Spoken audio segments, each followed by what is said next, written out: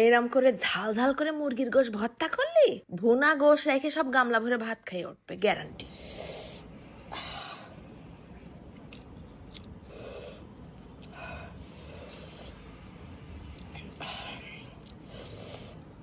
ও দি, poultry মুরগি রানলি?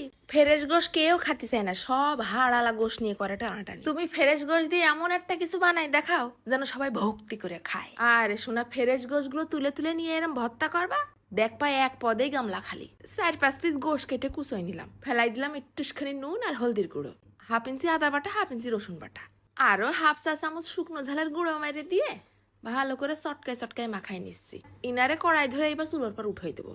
সব থেকে মজার কথা আছে, মাত্র 2-3 পিস গোশ দিয়েও তোমরা এই ভর্তাটা বানাই খেতে পারবানি, এত টেস্ট। তারপরে একদম লো আছে মুরগির গোশটা জাল করে সিদ্ধ করে শুকোই নেব। তারপরে ঘপ ঘপ করে তেল ঢেলে গরম করে নিয়ে ভাইজে নিছি 10টা শুকনো ঝাল আর 4টে কাঁচা ঝাল। জিবলের আজকে কোনো ক্ষমা হবে না। এরপর ওই তেলের মধ্যেই ফেলাই দিলাম বেশ 8-10টা রসুনের কোয়া।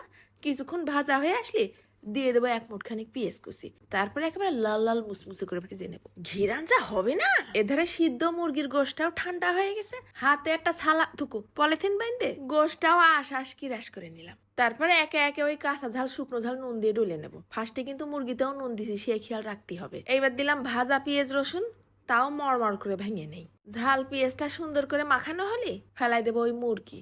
এমন করে মাখতে হবে যেন হাতেই রান্না হয়ে যায়। দিলাম আবার বেশ খানিকটা ধনেপাতা কুচি, কাঁচা পেঁয়াজ আর একখান বড় সাইজের লেবুর রস। ঘপ ঘপ করে ঢেলে দিছি আবার গ্যালন খানিক সর্ষের তেল।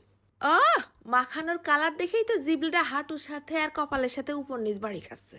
কি ডাক হইছে, ফ্রেশ গোশ নিয়ে করে সব ঠেলাঠেলি। ভুনা গোশ রান্তি বসলি, তার মধ্যে 2-4 পিস সাদা গোশ উঠে নিয়ে আসি এরম ভর্তা করবা, এক মুরগি দিয়েই 2 পদ হয়ে যাবে। তবে এইরকম করে ভর্তা বানালে তোমার ভুনা গোশ বেঁচে যাবে, আমি গ্যারান্টি দিচ্ছি।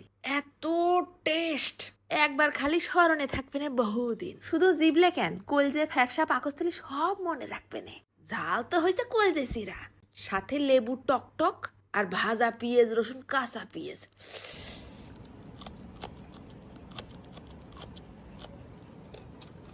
আর ফাঁকে ফাঁকে মাইরে দিছি কাঁচা ঝালের রানের পর কামড়। খাবি কি পাগলা, ঝাঁঝাই তো মরে যাবি। ঝাল লাগলে মুখ বন্ধ করে খাওয়া যায়, সুসাত্তি খাতি হয়। এটাও একটা রোমাঞ্চকর অভিজ্ঞতা। আজকে তো শুক্রবার আছে, একটুখানি বানাই খেয়ে দেখে মিথ্যে করছি কিনা।